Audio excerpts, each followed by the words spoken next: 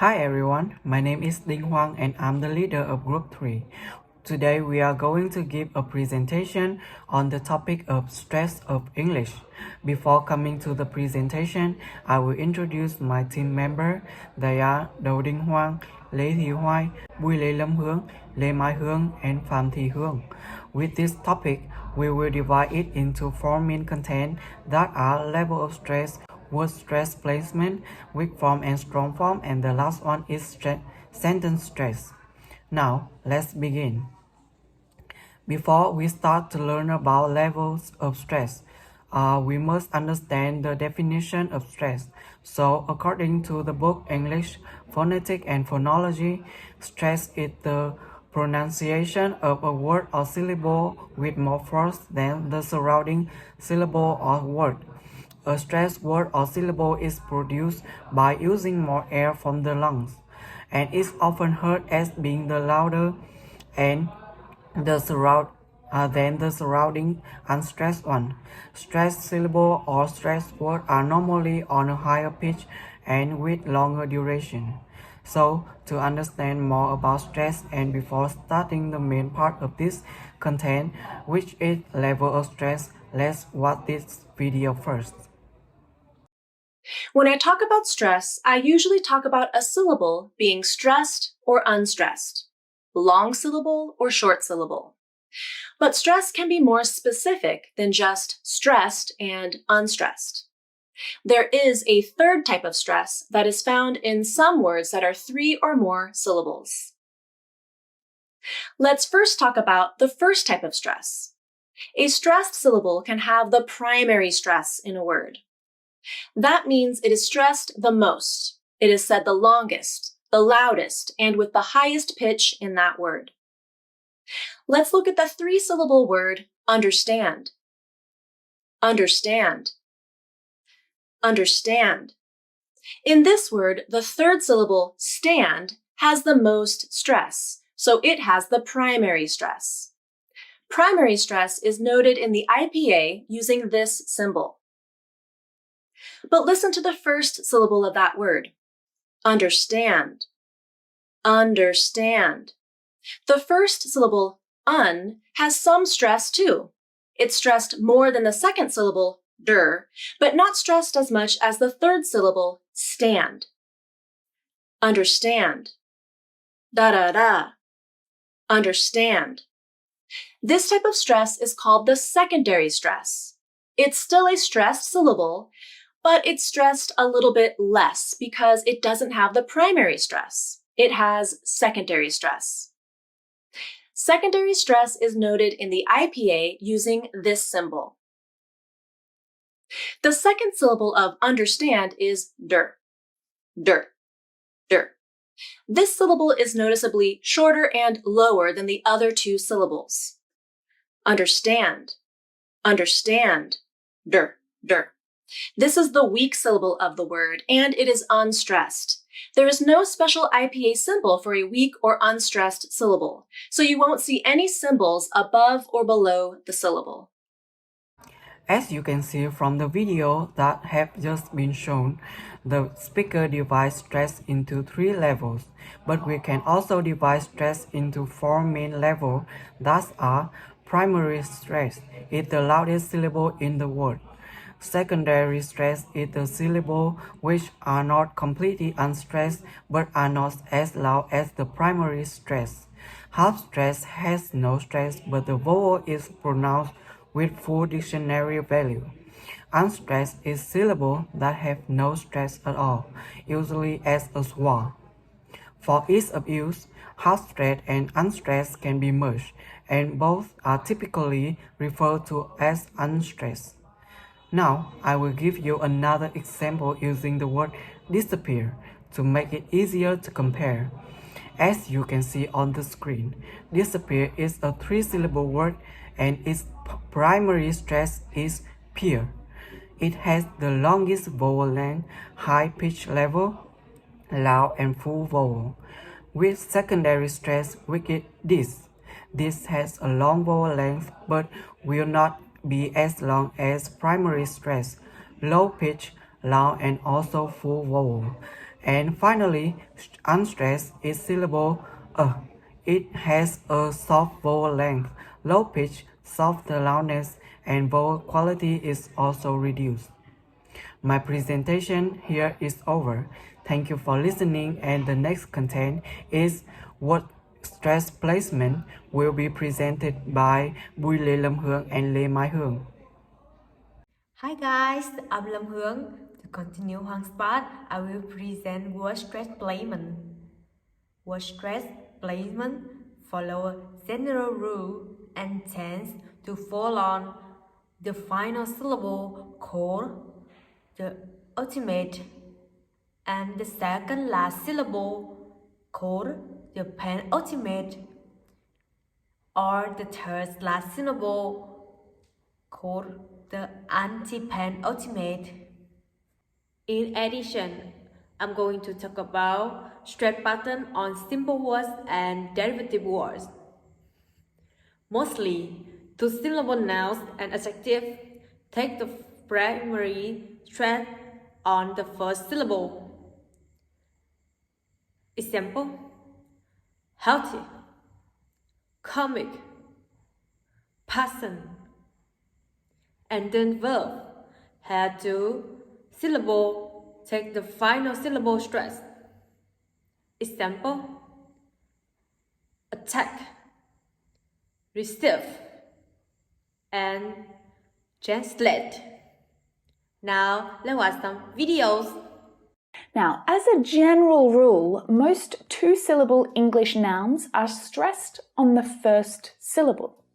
It's a general rule, but it's true most of the time. By the way, that's also true for adjectives. Most two-syllable adjectives are stressed on the first syllable too. And most two-syllable verbs are stressed on the second syllable. There are exceptions, but this is true most of the time. And that, my friends, is a really useful pronunciation tip. Object, object, object, object. There was a strange glowing object above the stage. If you object to our decisions, you need to suggest alternatives. The words end in ICSION had the second last syllable stress. Example: information, communication, division. And the words end in CYTYPHYGYATE take the third last syllable stress. Example: biology, urgency, serendipity. When all polysyllabic verb and adjective ending in ATC, it can use this rule. Example: complicate, indicate, ultimate. And the last one, there are some cases that the words has this syllable will take the primary stress on themselves. Example: maintain, volunteer, rosette, Baltic, agree, and balloon. That's all of my parts. Next, please let Mai Hương go on the presentation. My name is Lê Hương. Now I'm going to talk about stress present on compound words. An English compound word to pass two different words put together. The identification of primary stress can be based on its morphological structure. The compound noun. Last watch video. Okay, let's now take a look at the parts of speech that make up a compound noun. We can have a noun and another noun, like bedroom. We can also have a noun and a verb, like haircut. A noun and a preposition, like passerby. A verb and a noun, like washing machine.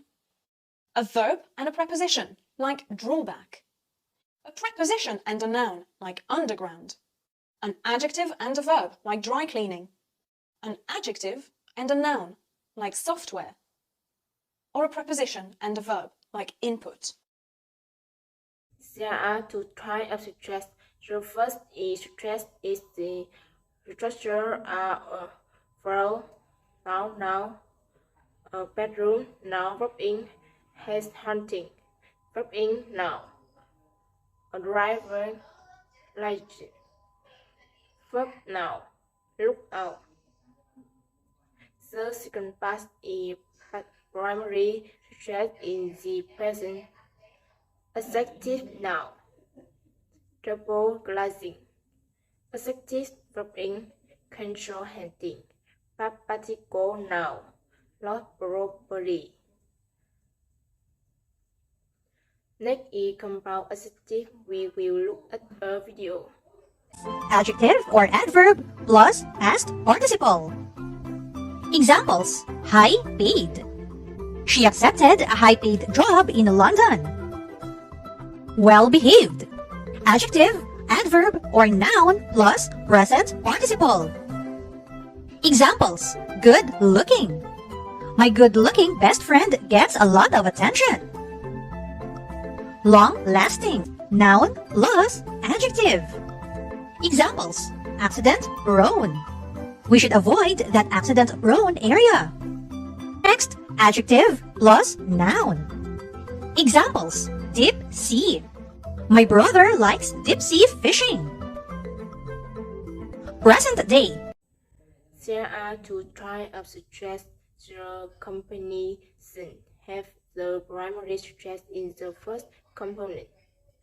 Compound adjective usually writing are on word. Outside, carefree, now inform, time saving. Now participle, sun-dry. The primary stress fall on the second part of the following structure. Now adjective, greater famous. Adjective noun, full length. Adjective or adverb. First, present participle, good looking, easygoing. Adverb or adjective. First, past participle, will know. Next we come from past Thị Hoài.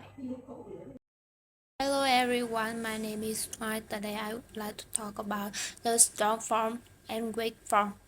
Strong form and weak form consist of three parts.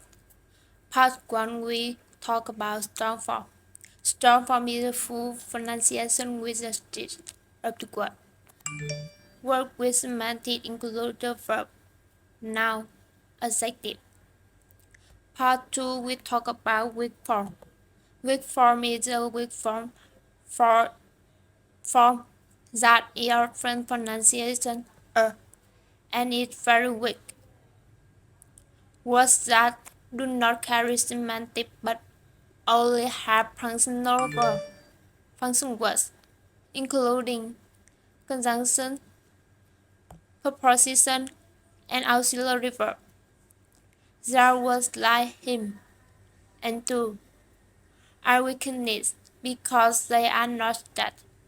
Stanzas that word is that in the middle of a stanza when standing in the stanza.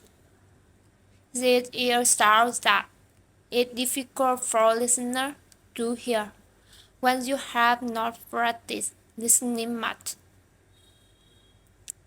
Part 3, we talk about weak form and strong form example. Strong form, but.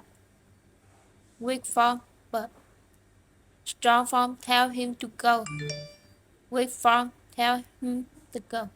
You can watch the following video for better understand. For example, be, am. American English, am,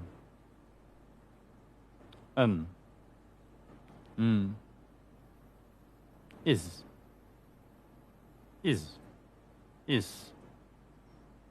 are. American English, are,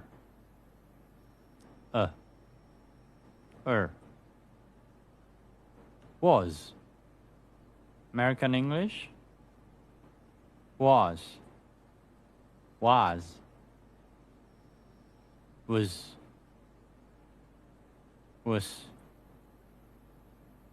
were,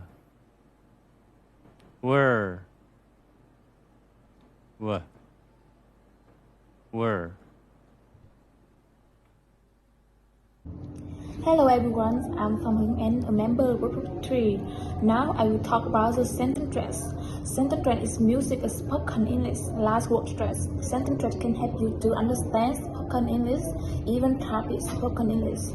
Therefore, when reading a sentence stress, we should pay attention, read and emphasize important words in the sentence. Read less important words and in English.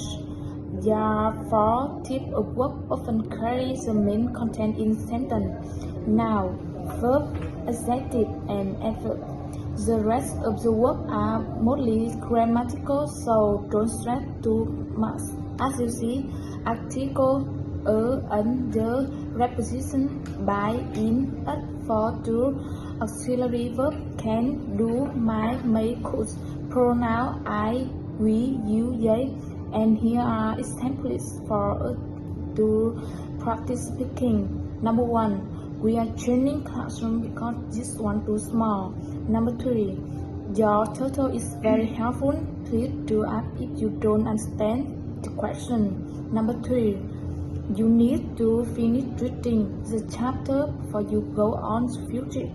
And you can practice listening and speaking after this video. Let's have a look at these sentences again. Number 1, our neighbor's house is big and old. So we are going to stress the nouns, neighbor's house, and also the adjectives big and old. Number 2, his wife is beautiful, but she's not very nice. So you can see again which words are stressed. I've highlighted those for you in purple. Here it's also important to stress the word not because it's obviously changing the meaning, okay?